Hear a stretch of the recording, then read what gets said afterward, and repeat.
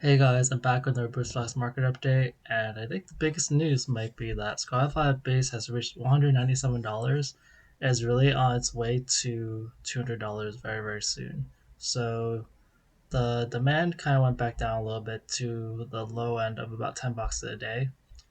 You see, like over this period, the bars are about like this 18-20 range height for a good period of time from like before February 24th.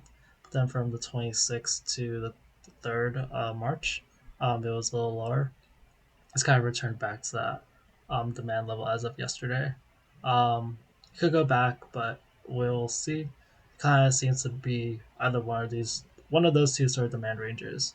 But when I look at the pricing, it's already almost 200. There's only two boxes left. So even at that sort of demand, it's been very consistently selling for at least 6 or 7 boxes a day. Um, it's gonna reach like 200 pretty soon. Will it go past 200? It kind of depends, but yeah, it's definitely seeing some. I feel like it's seeing some different signs of some of the other booster boxes. Even similar ones to it. I think a lot of it's just because of the age, and I don't think Pokemon really plans on reprinting this. Um, because no one really wants to open it. I feel like people are just kind of buying it to sort of invest in. Um, I guess that's some of the promo cards that go up, like the Gardevoir or the routes went up. Um, that's sort of the big news.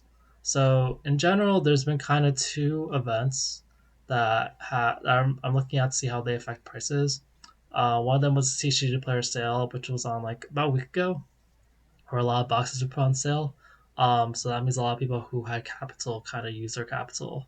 Another one is the reprint news of there's reprint news of Paldea booster boxes, Obsidian booster boxes, Twilight and Stellar, and I think no Twilight and Surging, and I think Paladin Fates booster bundles. So I've been looking at to see if the prices have been affected. From what I've seen, Paldea and Twilight still seem to be doing fine. Maybe they would have grown more, but they're still pretty strong. Um, Obsidian is kind of struggling. I feel like a little bit.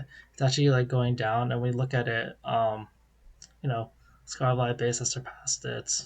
Um, and temporal, it kind of makes sense that's still low because I haven't as a solo Pokemon Center. But other than that, like Obsidian was kind of like the third or fourth most expensive booster box at some point, and then now it's like close to last place again. So it's kind of interesting how that sort of shifted. Okay, so let's look at it a little more specifically. So Paldea, I think the price was almost the same. It went down like a dollar. Paldea demand is did go down yesterday, so it's been like a steady like 20, at least 20 boxes a day. One day it was even 44, and then it went back down to 12. Um, but a lot of the pricing still seems to be that it'll stay around this price point, maybe just a few dollars more. Um, so Paldea doesn't seem to have taken like a big hit or anything. Obsidian though, Obsidian I've been noticing the man has been like kind of all right, at like 9 to 13 bucks a day, but the price just keeps kind of going down. It's just been kind of like stuck, and like you kind of see it here in the graph, like it went up to like 192 and kind of went down, and like these aren't like this graph is looks pretty dramatic, but like it's still around the same price, like 192 to 187. That's like $5 difference. So it just keeps like going like up to down, then back up then down. Um, so I don't know. Obsidian's been kind of just floundering at that price point. When you look at like a 3 month range, it's barely noticeable. Like that's more accurate. That's the price difference. But it's been very like level pretty lately. It definitely saw like its highest rate of growth in like late December to mid January, and then it kind of like hasn't really grown that much since then. And then when I look at the buying rate versus the price, it's like I'm looking for when it'll surpass like the 195, 196 price because it's been like fluctuating otherwise. And there seems to be like enough boxes to absorb it um, at the buying rate at least. Okay, Paradox went back down, and Paradox, oh, that should be a red. That should be red. But yeah, Paradox is kind of stuck at the 175 price for a while, especially after the T-shirt player sale. Then it went to 185 like 2 days ago, and then now it's back to 180. It's really not that bad. I think it'll go back up. There's no reports of a reprint or anything. I think it's more like just a lot of people have it, um, and so the price is kind of just like fluctuating based on that. Uh, and then also like Heavy Tech is like doing another sale of it, so that'll keep it down. But otherwise, like it shouldn't really stay down for that long. People will just buy it up. The rate is not the best, not the worst. Technically, it's I think it's selling better than Obsidian a lot of times, but a lot of times it's like around 15 bucks a day. So that's like pretty good for it. Temporal, Temporal just wait until Pokemon Center sells out. I estimate mid March. We'll see if that comes true. It's sort of like the first quarter of March, um, but it just seems kind of a no brainer as all the booster boxes get more expensive. And it wasn't one of the boxes said that to be given a reprint, so people might go toward it more because they might feel like it's safer. Um, and for the reprint itself, I'm not saying the reprint's gonna cause like a lot of changes in the app in the market price, at least like over like a longer duration. But there'll be blips, there'll be sales basically at the very least. And then temporal, the price technically went down, but it was mainly like this one seller with two boxes, and then it's back to it's like 176 price. And then Twilight, I said that was the other box that's still kind of doing fine. Um, yeah, kind of it was like decreasing for a while, um, from like 237, and then 220, and now recovered 220 and then 222. So it's kind of recovering. I feel like Paldea and Twilight already kind of took their hits for the reprint news, and because like there was some announcement earlier because Paldea had gone up to 240, and then Twilight got to about 240 as well. So, but they haven't really dropped much since those highs. I think a lot of people just have confidence in them, and also since all the prices are so high already, like you just know. I mean, well, yeah, like Twilight and Paldea should be worth more than other boxes. So there's just only so much it can really drop unless everything drops. And Stellar's pretty much about the same. Like it dropped like $2 from its about $200 price.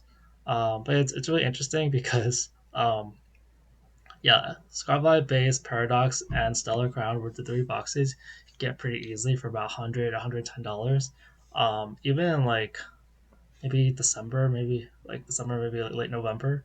Those are like the most easiest boxes to get, and they're beating like Scarlet Base and Stellar are beating like Temporal, which I guess isn't sold out, and like Obsidian, and Paradox. So like it's just really interesting how like the tables have turned. Um, and then surging, like I thought that we suddenly saw like a pretty significant price drop, 250. We haven't seen 250 in a while. That's really just this one seller with 0% feedback. After that, it goes back to this 260 price. So, yeah, surging also been kind of dropping. But from like a 270 ish price or 269, but like still, it's only been like $10 drop. So it's something else that hasn't really been that affected. And I'm just gonna go over the Sword and Shield boxes real quick. So Sword and Shield, base and Road Clash, not much difference. Darkness Ablaze, maybe a few sales, not much difference. Vivid Voltage and Battle Styles, um, we still have to wait on those. There's still too much of them. It's interesting how this was yesterday's data, but like Battle Styles is more expensive than Vivid Voltage, and I think it's partly because of the alt arts. Um, of all these guys, it's like the only thing that actually went up. So it went up to about $20 to 1309, and then Silver Tempest went down about $10. As far as any interesting things in the demand data, yeah, Chilling Rain finally took a break of like not selling any boxes, and then like four boxes sold today. Um, but it's still keeping around that 310 price. All these guys, yeah, I said that it went up because like three boxes were sold recently. Um, Fusion Strike, it also yeah took a break the other day of not selling any boxes and sold one. So it seems like demand is kind of slowing down a little bit. Um, But the thing is, like, I still see like I keep when I track it, I keep seeing like 488, but right after that it's like 495. So it's always like right at the edge of like shouldn't the market price kind of go up? I look at like the sold, yeah, I do see some for like 490. So I don't. People might just be buying the more expensive boxes. I really wish TCG Player just tracked um, the shipping plus the price. It'd make it so much easier. Um, Astro Reigns is one of those other boxes that like it should be like right there at like its next price increase. Because you see these three boxes at 262, and then this goes to 265, which isn't the biggest price jump, but like demand just has slowed down. Um, Lost Origin seems to be kind of the most consistent box. Like you see literally every day, it's in selling a box. It hasn't missed a single day since the 15th of February. That's yeah, that's like 3 weeks. And even recently, it sold like two and three boxes, which is pretty good for it, but still kind of stuck around that $400 price. And Silver Tempest, there was like an uptick of demand. Like there's a slowdown after the sale, T-shirt player sale, and there's been like an uptick of demand, um, but still kind of stuck around this 254 price. I go 260, but like it's been at these price ranges before. There's not been like a huge change. Also like I made I made a Discord, and I'm gonna link that in the description below.